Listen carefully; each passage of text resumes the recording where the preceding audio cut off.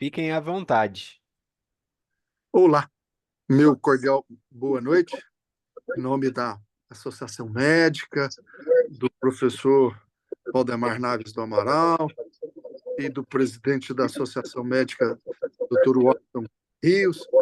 Eu declaro aberta esta aula de curso de medicina fetal e hoje nós temos um prazer imenso, e eu particularmente, viu, professor Pedro Pires, fiquei muito contente de ser designado para essa missão, né, de apresentar e acolher o, o professor dessa noite, né, palestrante dessa noite.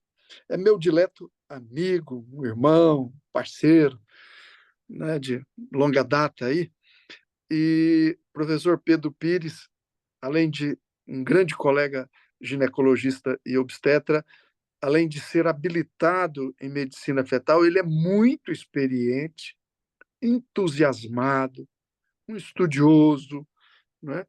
Tem uma militância antiga aí na medicina fetal. E é o nosso querido presidente da Sociedade Brasileira de Ultrassonografia.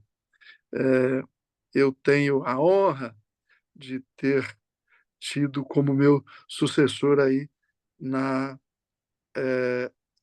presidência da ultrassonografia.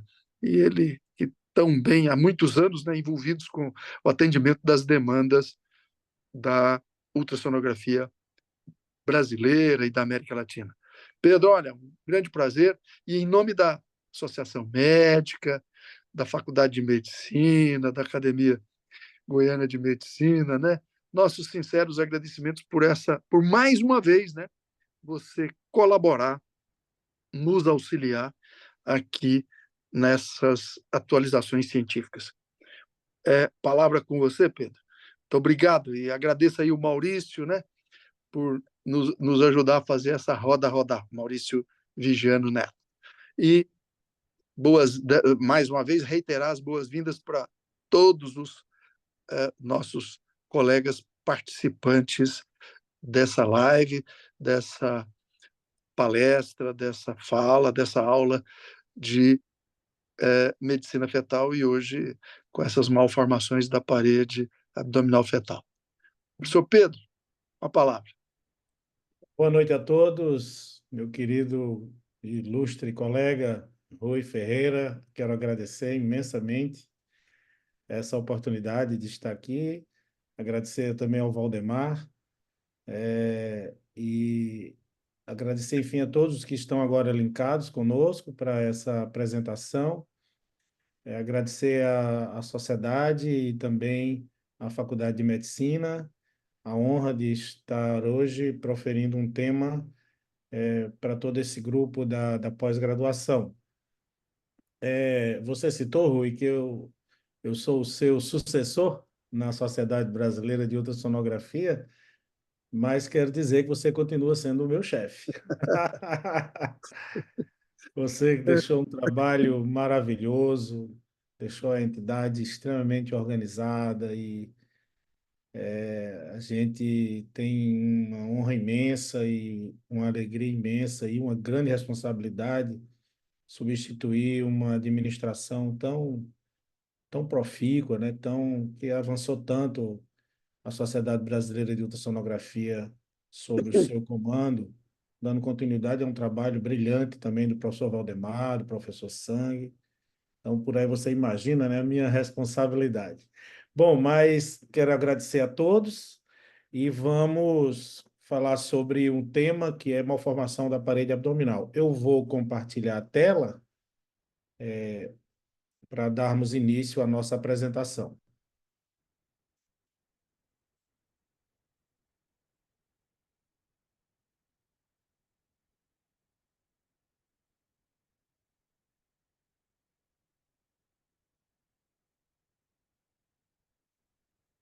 Eu gostaria de saber se estamos...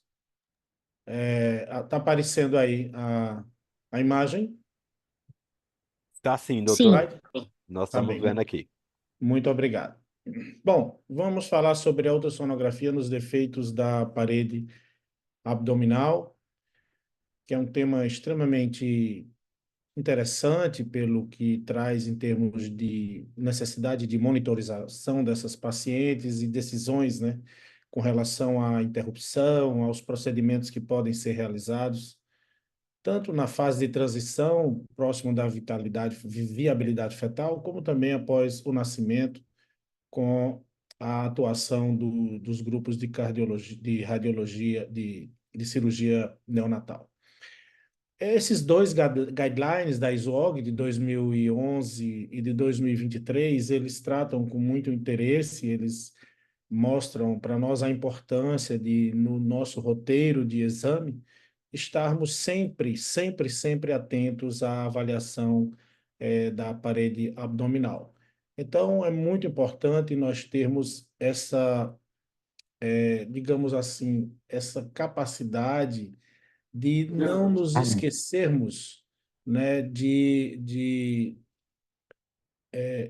estar sempre observando toda essa inserção do cordão na parede abdominal. Eu vou só tentar ocultar aqui, que está aparecendo os navegadores da tela. Ocultar, deixa eu ver se é painel de vídeo.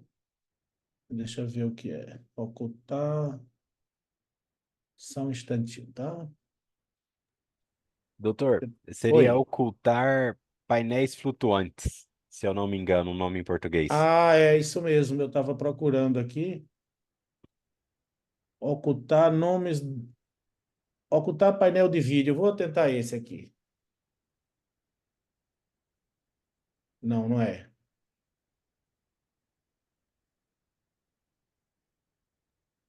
Só mais uma tentativa. Reunião, compartilhar. Talvez controles Ah, flutuantes. controles flutuantes. Exato. Perfeito. Tá Agora. perdendo o nome aqui. Obrigado, obrigado. Nada. Então, o desenvolvimento normal da parede anterior do abdômen, ele vai depender da fusão dos quatro folhetos, né, ectodérmicos, que compõem exatamente o folheto cefálico, que é exatamente relacionado com parede torácica e epigástrica, o folheto caudal, relacionado com o intestino posterior, bexiga e parede hipogástrica, e os folhetos laterais, esses folhetos que vão fechar o intestino médio e vão formar as paredes laterais. Esses folhetos, eles se encontram e vão formar o anel umbilical. Atentem que isso aí nós já estamos falando na quarta semana de gestação, como as coisas ocorrem muito precocemente. Na sexta semana, nós temos o crescimento do intestino médio e sua herniação fisiológica, através do anel umbilical. Depois nós vamos ter a rotação e o retorno dessas alças para o interior da cavidade abdominal, geralmente até o final da 10ª semana, mas essa rotação final de 90 graus, ela pode ser um pouco retardada e ocorrer até em torno da 11ª semana. Nós vamos detalhar isso mais adiante.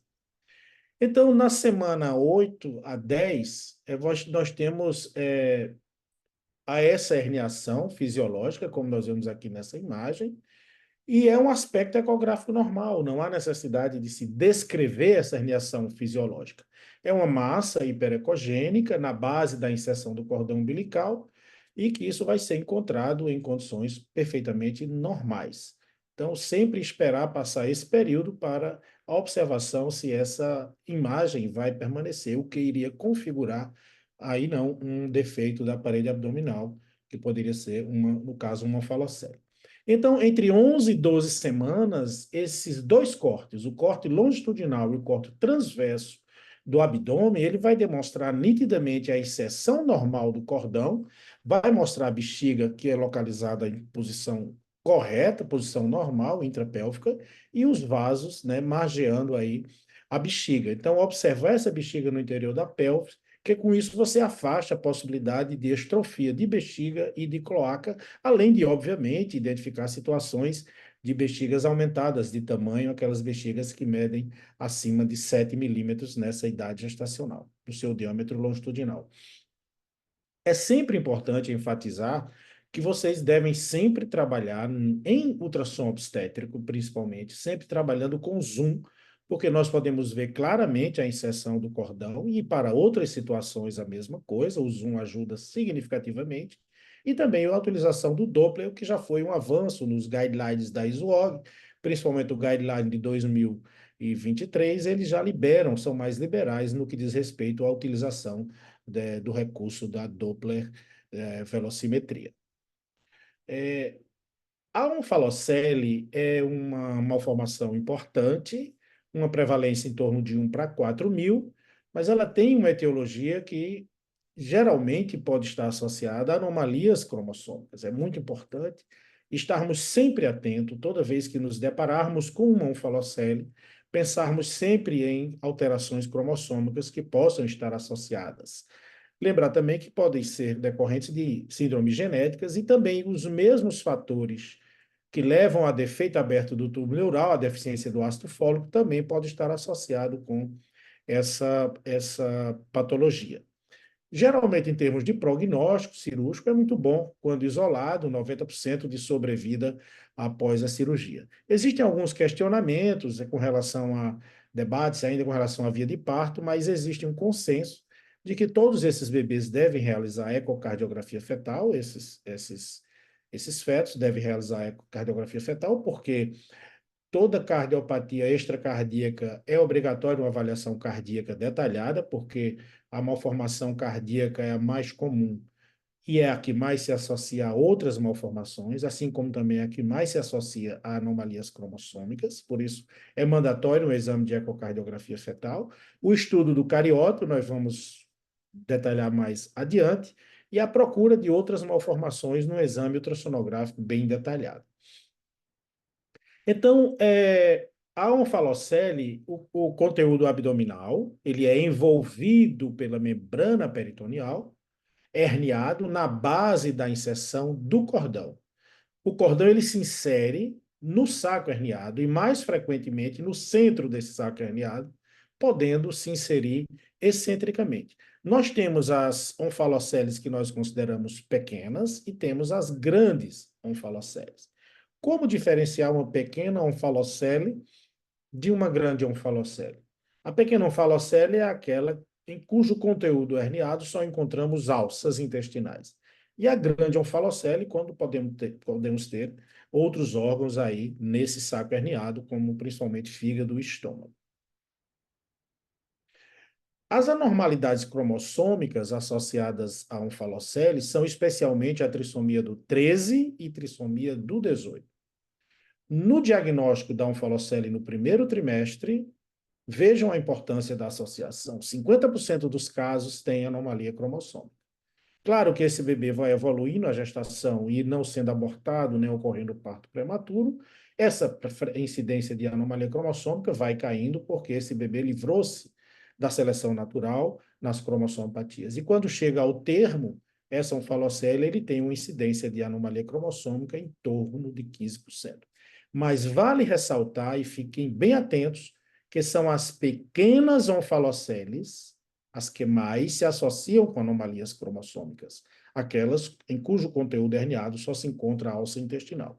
Aqui nós vemos um exame de 12 semanas, em que nós temos no conteúdo herniado o estômago, o fígado, as alças e o cordão inserido no saco herniado, mas nesse caso um pouco excentricamente a inserção do cordão, nem sempre ele vai estar inserido no centro do saco herniado.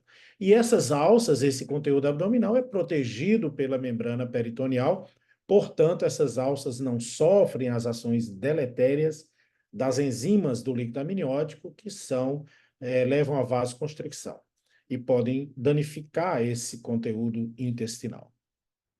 Aqui só chamando a atenção um caso bastante interessante, com 13 semanas, observem, já uma onfalocele muito importante, né? uma grande onfalocele, nós observamos muito bem aí o cordão inserido no saco herniado. E observem as imagens a seguir na sequência de uma onfalocele muito grande. Eu gosto sempre de mostrar esse caso, porque nós temos todo o acompanhamento desse bebê, toda a sequência até o parto, a termo, em torno de 37 semanas, E esse recém-nascido, infelizmente, não sobreviveu, porque foram feitas 3 cirurgias na tentativa de recolocar esse conteúdo de volta à cavidade abdominal. Era uma falocele gigante e esse bebê terminou em graves complicações, com infecção na UTI, foi a óbito, mas uma falocele gigante nesse caso. Então, as grandes onfaloceles, elas podem não se associar a anomalia cromossômica, mas podem trazer graves repercussões do ponto de vista operatório, dependendo do tamanho. Então, se a incidência, de uma maneira geral, da onfalocele é em torno de 1 para 4 mil, no primeiro trimestre é 1 para cada 1.000 gestações, né? Porque essa incidência vai diminuindo à medida que esses bebês vão sobrevivendo. E nós temos que lembrar principalmente a trissomia do 18. Atentem para esse detalhe. Se o comprimento crânio-nádega for menor que 55 milímetros, não defina como onfalocele. Porque pode estar naquele momento final de rotação, para o intestino voltar para a cavidade abdominal, e ainda é um CCN abaixo de 55, peça para voltar com 3 dias, 4 dias, 5 dias, uma semana e reavaliar, a não ser que seja uma falocele extremamente grande, né? Já evidentemente que aquele conteúdo não vai mais penetrar na cavidade abdominal. Mas se você tiver qualquer dúvida, é melhor repetir. Enfim, o diagnóstico com CCN menor que 55 não é muito recomendável, tá? Então, se esse conteúdo herniado, vou repetir, contém fígado, estômago, ou seja, não está apenas com alças intestinais, o risco de cromossomopatia não aumenta, tá? Então, podemos ter alterações anatômicas também associadas, né? Como defeitos cardíacos, que eu já falei, esqueléticos, sistema nervoso central, defeitos do tubo neural, aberto do tubo neural, e defeitos gastrointestinais, geniturinários, a síndrome Beckwith-Wiedemann e a pentalogia de Cantrell, que nós vamos citar mais adiante. A gastrosquises é a evisceração intrauterina do intestino. É uma abertura na parede abdominal, lateralmente à direita do cordão umbilical, que é normalmente inserido. Aí eu quero constar grande diferença. A gastrosquise tem uma semelhança com a falocele em termos de incidência. Também é 1 para 4 mil nascimentos. Tem uma diferença fundamental da onfalocele, porque a gastrosquise não se associa com anomalia cromossômica, muito raramente. Nós não podemos dizer em medicina nem nunca, nem sempre, mas é muito rara a associação. E que a gastrosquises, o cordão se insere normalmente na parede abdominal.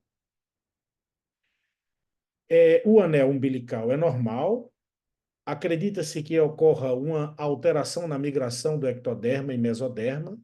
Existe uma obstrução da artéria onfalomesentérica que provoca isquemia e reabsorção regional da parede, levando, então, a abertura da parede abdominal, geralmente à direita da inserção do cordão abdominal, que é normal essa inserção. Existem alguns estudos mostrando uma incidência maior da gastrosquises em gestantes adolescentes, mas talvez não pelo fato de serem adolescentes, serem jovens, mas talvez por estar associado com o uso de drogas ilícitas, que levam também a fenômenos de vasoconstricção e podem estar relacionadas com essas alterações. Então, como eu falei também, a prevalência é 1 para 4 mil nascimentos, tem uma associação com gestantes jovens, né? Raramente se associa a anomalia cromossômica e a presença das alças sem a proteção do peritônio, da membrana peritoneal, diferente da onfalocele, permite que essas alças sofram um grande comprometimento vascular, com vasoconstricção, com sofrimento de alças, né, levando a atresias, a estenoses, a retrações, enfim, uma série de complicações associadas com a ação deletéria das enzimas do líquido amniótico nas alças que não estão protegidas, flutuando no líquido amniótico. Tá? Então, essas alterações são muito severas, podem ser muito graves, relacionadas com isquemia, atresia, obstrução, perfuração, espessamento intestinal, distensão e a mais temível complicação, que é a síndrome do intestino curto. Essas crianças podem, em torno de 2 a 4 anos de vida, vir a apresentar a síndrome do intestino curto. São crianças que vão ser submetidas à nutrição parenteral e, geralmente, são casos em que essas crianças não sobrevivem. A restrição de crescimento também pode estar associado, em 50% dos casos, com a gastrosquises. Aqui nós observamos, é um caso antigo nosso, do hospital universitário, em que nós vemos aqui as alças. Esse aqui é o recém-nascido do caso. Isso aí deve ser mais ou menos 2002, 2003. Nós observamos exatamente as alças aqui bastante comprometidas. Essas alças ainda estão um pouco vascularizadas, né? Mas observem o dano grave causado pelas enzimas do líquido amniótico. A sobrevida pós-operatória é semelhante a um falocélia, em torno de 90%, mas a mortalidade nos primeiros 4 anos de vida é consequência da síndrome do intestino curto. Aqui vemos um caso de gastrosquises, a imagem chamada imagem em couve-flow, as alças ficam totalmente fora do abdômen, flutuando aqui no líquido amniótico, e o cordão se insere normalmente. O Doppler ajuda muito para você caracterizar muito bem a diferenciação entre onfalocele e gastrosquises. Podemos nos deparar com distensões de alças, espessamentos de paredes de alças, né? Acotovelamentos, né? E existem uns estudos mostrando a importância de se medir a espessura da dilatação dessas alças e também a espessura da parede, né? O espessamento da parede, e se fazer uma regra, né? Que seriam os sinais de alerta com relação a gastrosquises, né? E estudar o índice de reversibilidade, caracterizando esses valores da espessura, área mais espessa da alça, né, extraabdominal, e a dilatação maior dessa alça extraabdominal com relação a todo o orifício de abertura, incluindo o cordão umbilical na sua inserção. Se faz uma avaliação, uma regra, multiplica-se o diâmetro da maior alça extraabdominal pela espessura da mesma alça e divide pela medida do defeito da parede abdominal, incluindo o cordão. Isso em milímetros, e geralmente, quando essa relação está abaixo de 2,5, pode-se indicar a técnica exit, que é exatamente em torno de 34 semanas, 36 no máximo, se retira esse bebê parcialmente e faz-se mantendo o cordão ainda ligado, se pode fazer a intubação e fazer lá ainda na sala, no mesmo ambiente da operação cesariana, se fazer a correção dessa abertura, a correção da parede, já colocando todas essas alças para a cavidade abdominal e fazendo a correção da gastrosquises. O problema dessa técnica é que você tem que indicar uma interrupção prematura. Então, você passa a ter 2 problemas. Tem um bebê com a alteração cirúrgica, que é a correção cirúrgica, e que vai também ter acrescido a isso a prematuridade. Então, existem estudos que recomendam esperar um pouco mais, uma casuística maior, para termos realmente a avaliação da viabilidade, né, dessa técnica, pelo fato de retirar os fetos, os bebês um pouco mais prematuramente. Então, essas dilatações dessas alças, elas são preditores, né, em termos de prognóstico, e podem sugerir a necessidade de você não esperar o termo e procurar interromper um pouco antes, nos limites aí de 34 para 36 semanas. Aqui nós temos um caso de uma gastrosquises. Observem que é muito nítida a imagem, né? As alças são soltas, né? E não tem a cobertura peritoneal, e o Doppler ajuda significativamente para você identificar que esse cordão se insere normalmente. Aqui um caso com 16 semanas, a mesma coisa, a inserção normal do cordão, a característica, né, da exteriorização das alças, sem a proteção da membrana peritoneal. Caso de 16 semanas aqui, a imagem couve-flor, E com o Doppler,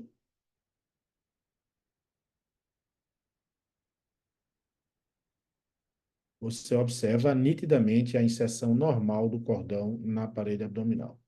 Uma aquisição 3D, mostrando as alças exteriorizadas aí, na gastrosquise. Já uma gestação de 22 semanas, pode ter um pouco mais de dificuldade, né, de observar que esse conteúdo não está coberto pela membrana peritoneal, mas, mais uma vez, aí o Doppler é fundamental para nos ajudar a definir esse diagnóstico diferencial com a onfalocele. E você trabalhando com zoom, sempre com zoom, mesmo sem o Doppler, você já praticamente já tem essa definição. Com relação à pentalogia de Cantrell, está entre os defeitos mais raros da parede abdominal. Você tem uma onfalocele no ápice da linha média, né? Tem uma hérnia diafragmática anterior, uma fenda external e ectopia cordis e defeito cardíaco, né? Então, aqui é um caso antigo nosso, em que, infelizmente, eu não tenho o vídeo, mas aqui a gente observa o coração e aqui o fígado herniado, né?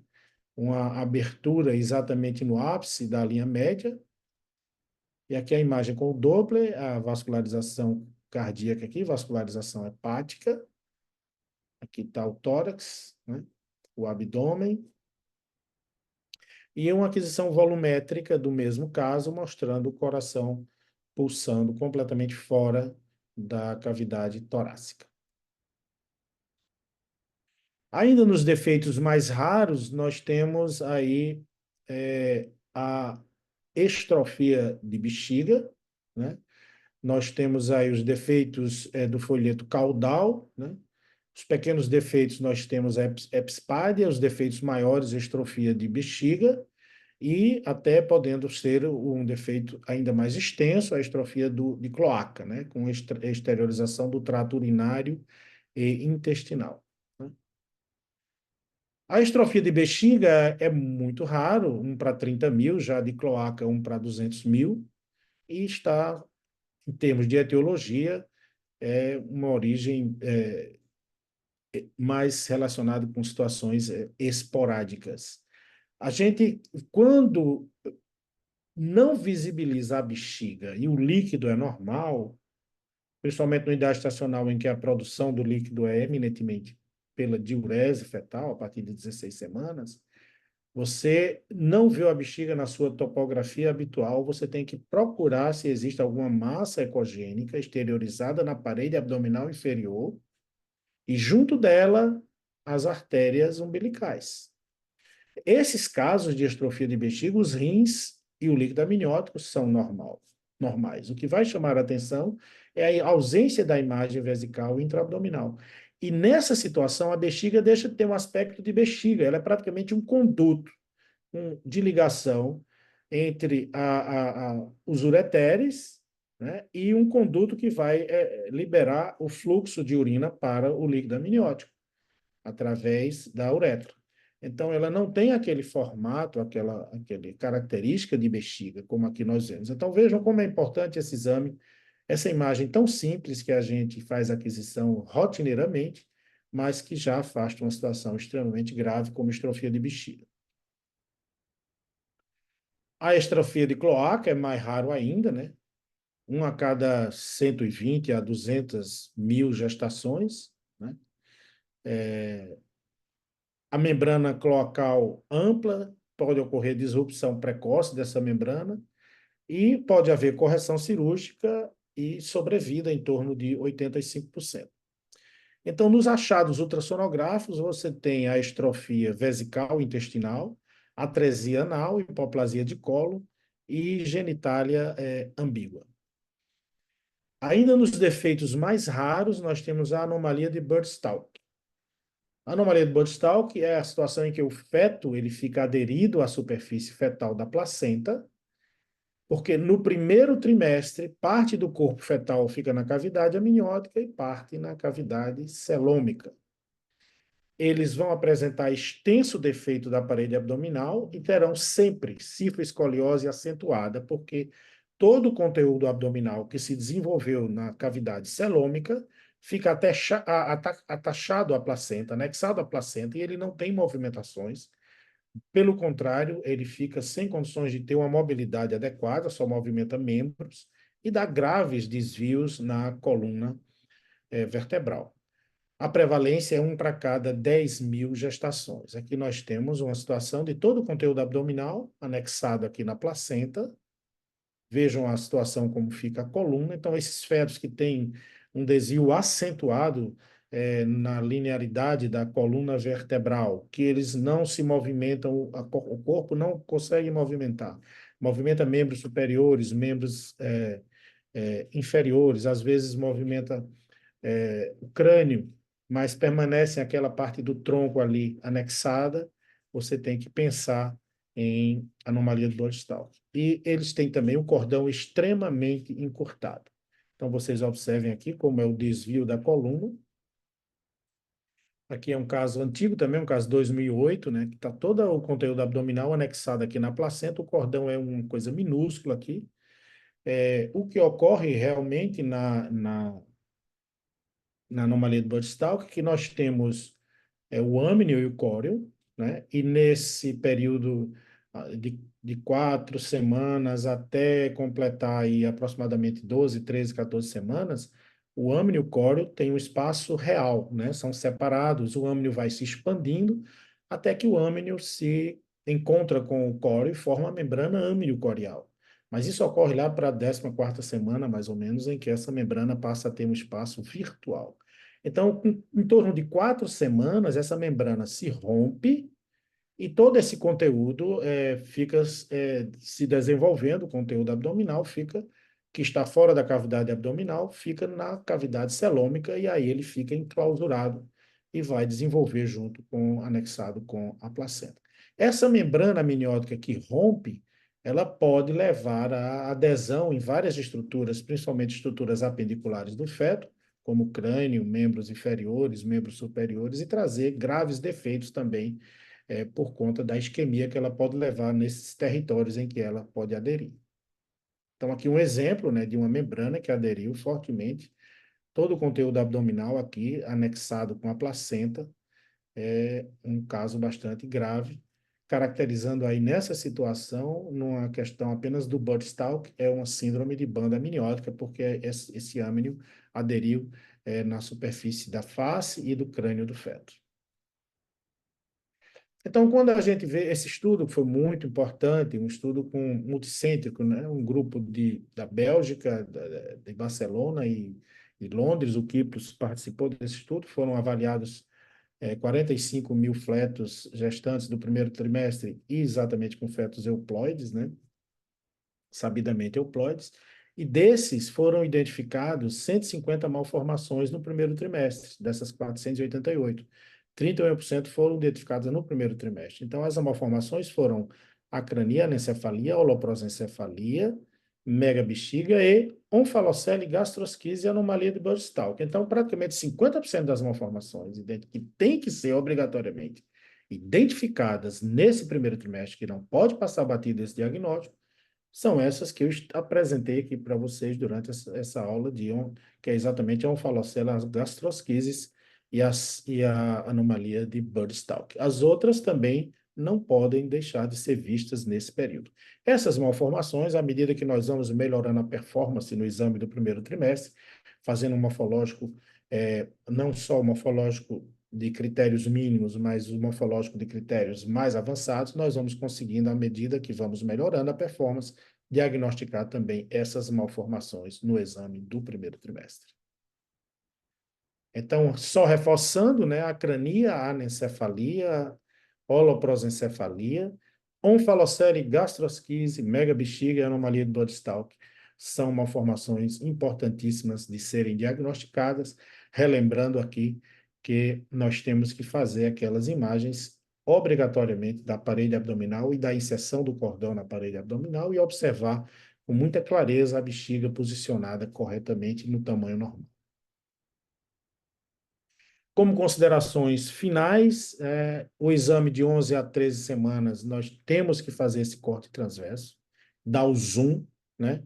Incorporar a rotina, e aí você vai observar que onfalocele, gastrosquises e anomalia de Bode-Stahl, que podem ser diagnosticadas no primeiro trimestre, com observação que, de preferência, com o CCN acima de 55, porque é quando é melhor o diagnóstico para as onfaloceles, você corre menos riscos de um resultado, um diagnóstico falso.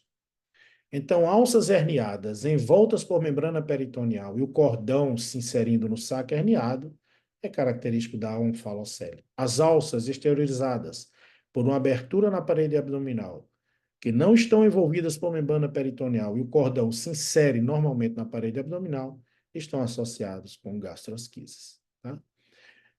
Toda vez que você se deparar com uma massa excogênica exteriorizada na parede abdominal inferior, e adjacente a essa massa você tem as artérias umbilicais, e não ver a bexiga na sua posição intraabdominal, pensar em estrofia de bexiga. E sempre que você observar um defeito extenso de parede abdominal, com cifoescoliose grave, cordão curto e feto aderido à superfície fetal da placenta, pensar sempre em anomalia de Bode-Stahl. Bom, quero agradecer enormemente a todos vocês e fico à disposição para quem quiser formular alguma pergunta, acrescentar alguma coisa, dar alguma contribuição, será sempre bem-vindo. Eu vou terminar a apresentação e voltar para conversarmos.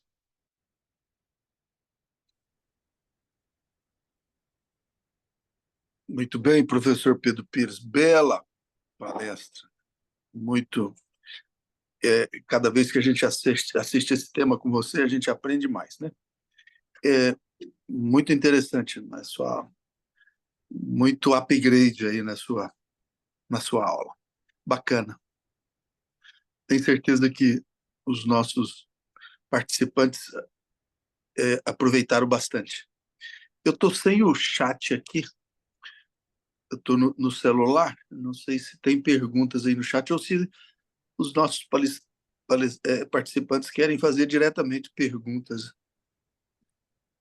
A gente deixa em aberto, doutor, se a pessoa quiser ligar o microfone e fazer a pergunta, ou se quiser mandar pelo chat, a gente está aqui também. Qualquer coisa eu leio a pergunta, não tem problema.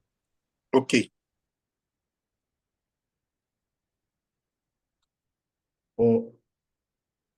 É o Renato, né, que está aí conosco?